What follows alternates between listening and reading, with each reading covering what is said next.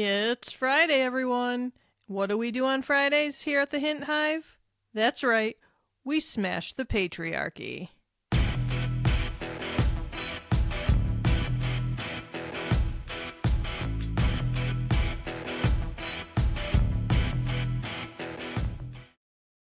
Hey there, my badass hive. Welcome back to the Hint Hive, Amplifying Women's Voices. I'm your host, Kelly Hint, aka Queen Bee of this hive, and this is the space where we tell the truth, break cycles, challenge harmful narratives, and remind women everywhere that our voices, our safety, and our power matter.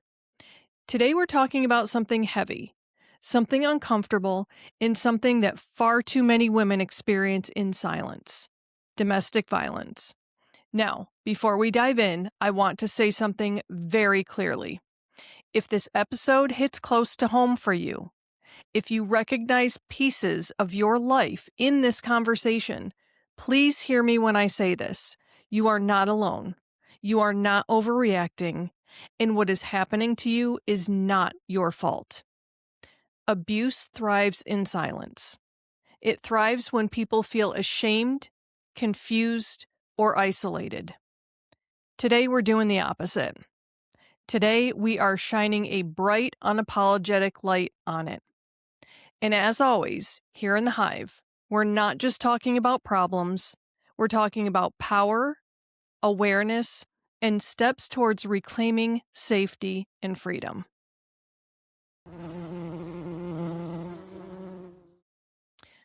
Domestic violence, also called intimate partner violence, is widely misunderstood.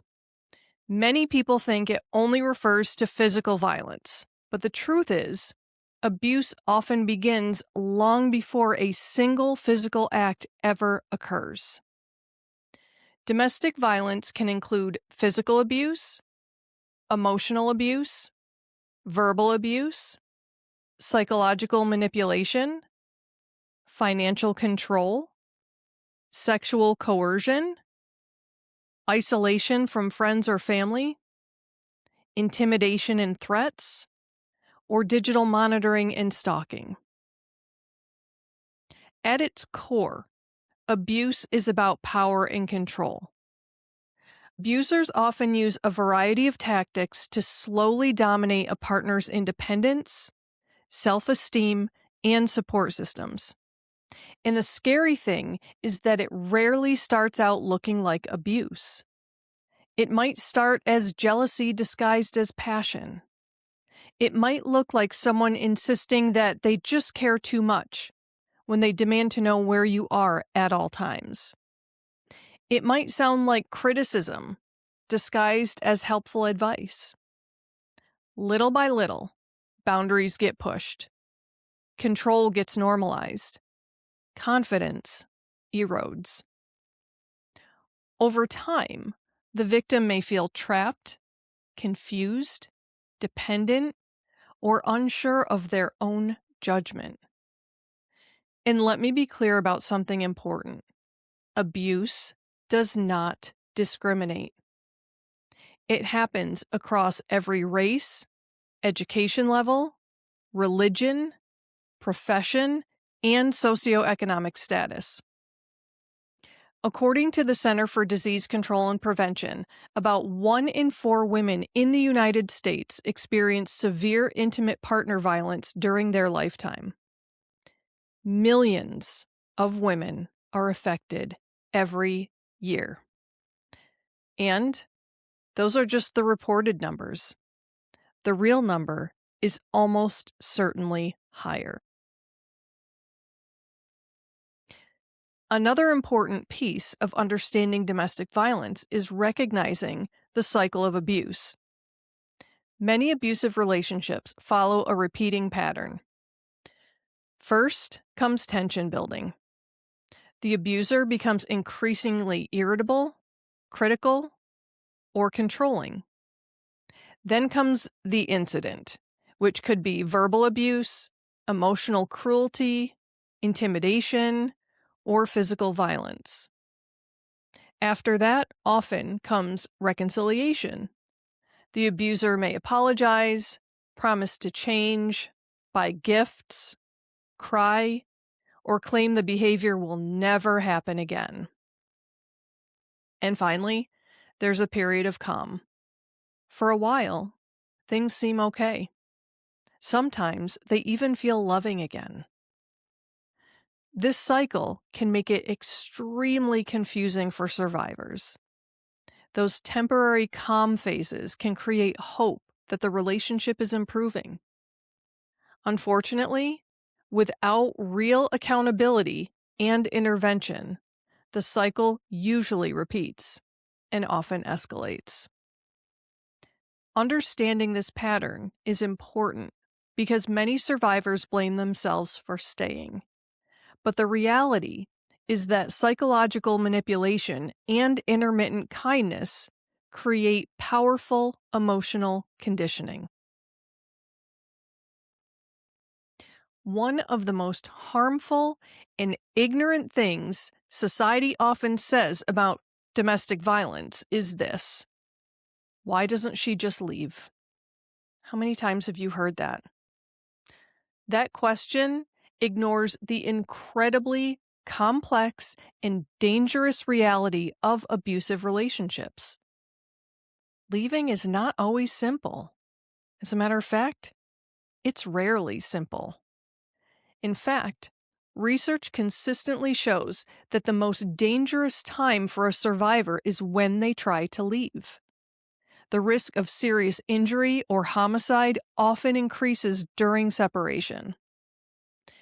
There are many reasons that women stay in abusive relationships, including fear of retaliation or violence, financial dependence, housing security, any children involved, emotional attachment, trauma bonding, religious or cultural pressure, immigration concerns, or lack of support or resources.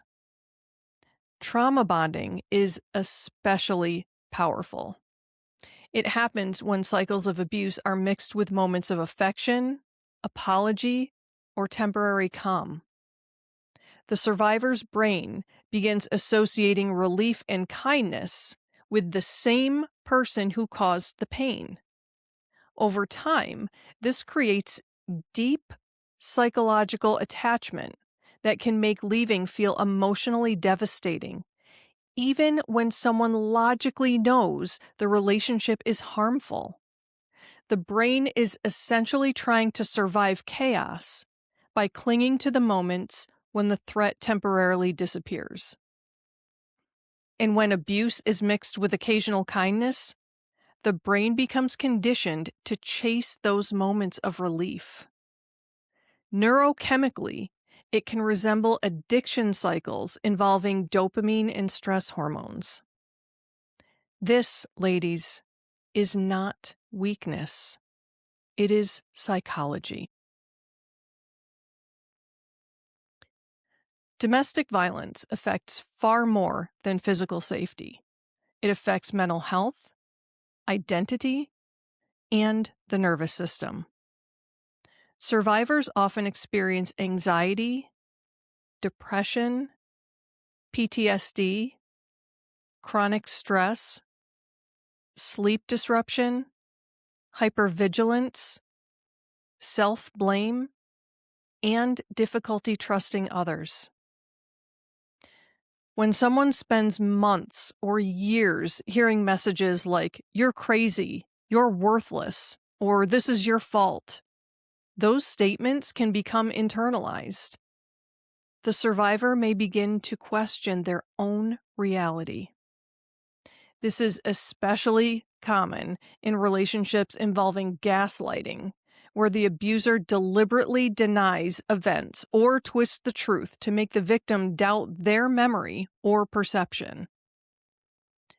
We've all been subjected to gaslighting.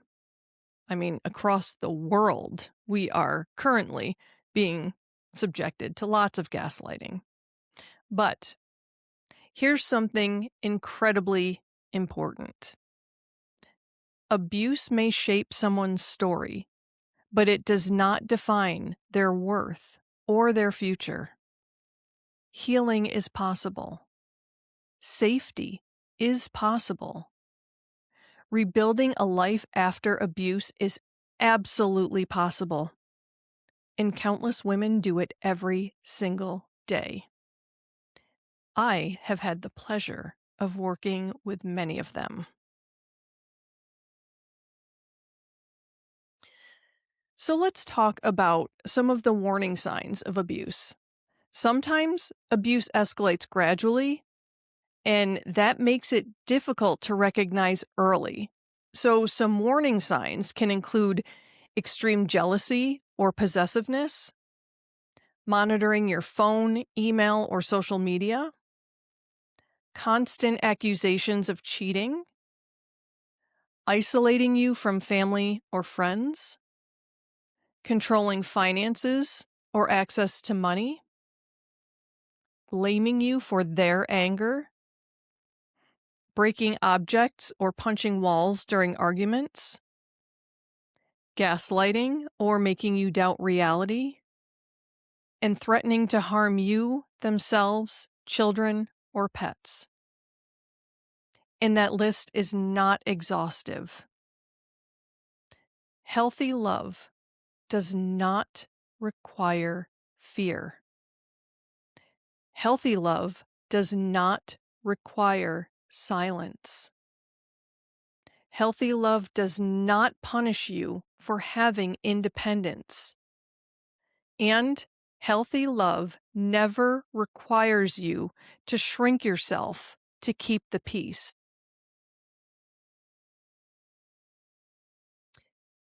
All right, let's talk actionable steps for anyone experiencing abuse. If someone listening right now recognizes themselves in this conversation, here are some steps that can help protect safety and begin reclaiming control. Step number 1, tell someone that you trust. Abuse thrives in secrecy. Whether it's a friend, therapist, coach, family member, advocate, or hotline counselor, letting someone know what is happening creates support and breaks down isolation. Step number 2, create a safety plan. Safety planning might include identifying safe places you could go in an emergency, or keeping copies of important documents, storing a small emergency bag, or establishing a code word with trusted friends. Step number 3, document incidents if it is safe to do so.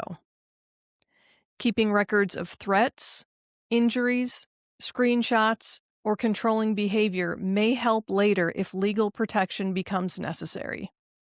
Even sending yourself an email detailing the incident as soon as it's safe to document it can provide a time-stamped record of the incidents.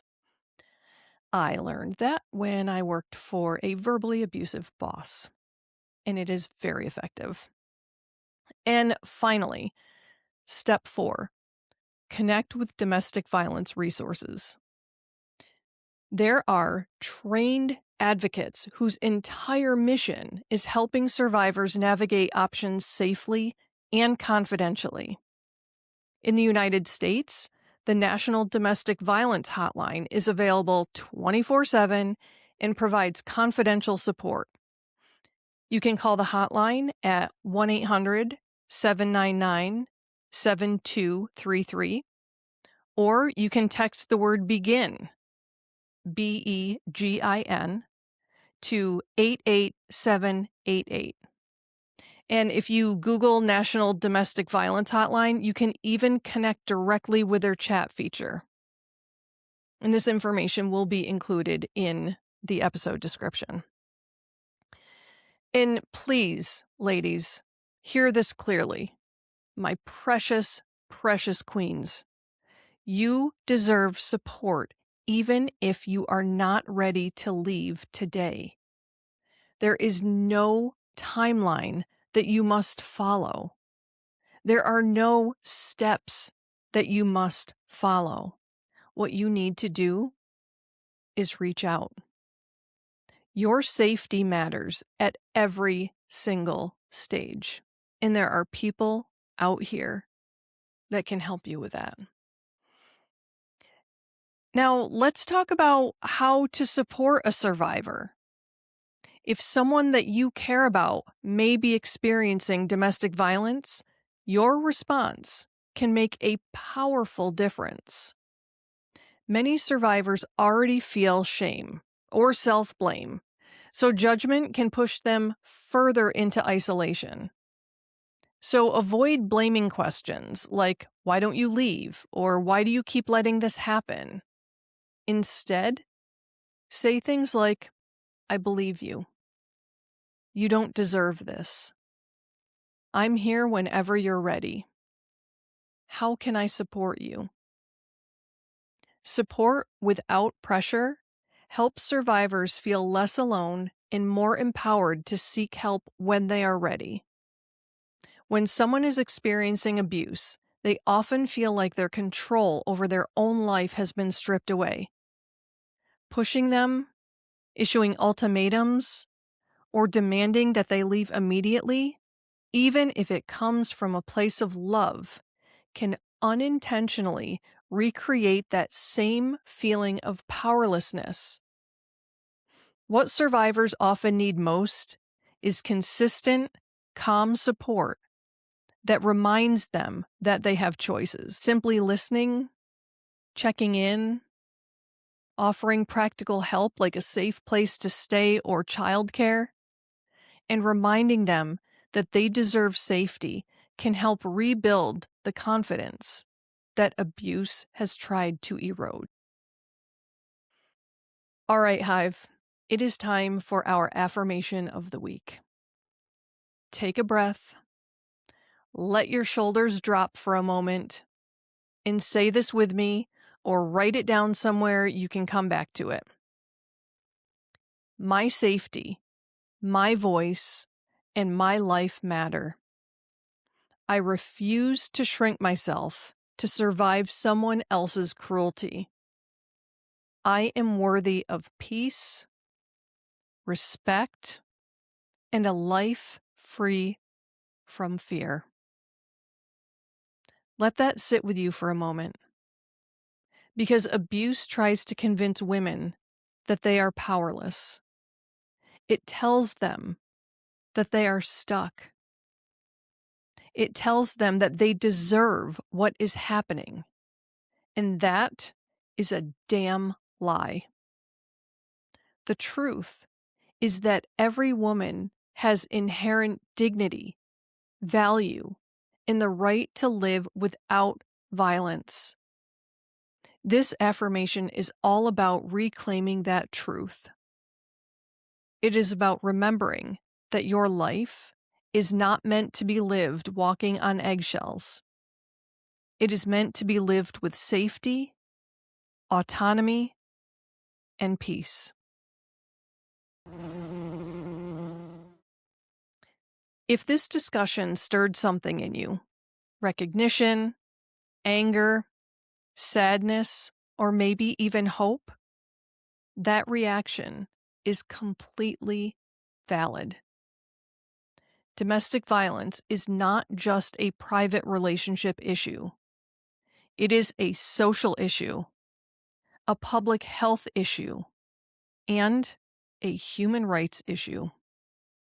But here's the part that gives me hope.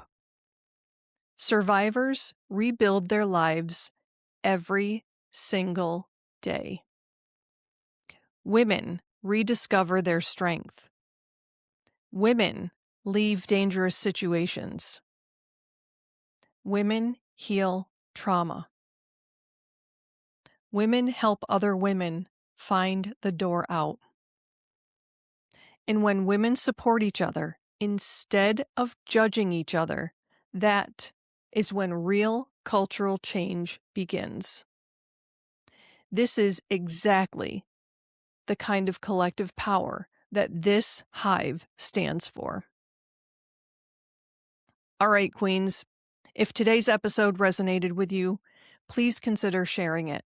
You never know who in your circle might quietly need to hear this conversation. And if you want to continue these discussions in a supportive space, come join us inside the Hint Hive Facebook group, where women connect, share experiences, and lift each other up. And if you're looking for something a little more private and want to work with me on sorting through some of this stuff, please reach out. I am always excited to empower and assist my fellow ladies whenever I can. Also, don't forget to subscribe to the podcast and leave a review. Those reviews help more women discover the Hive and access empowering conversations just like this one. Until next time, ladies, remember this: your voice matters. Your safety matters. And here in the Hive, we keep amplifying women's voices. Until next time, ladies.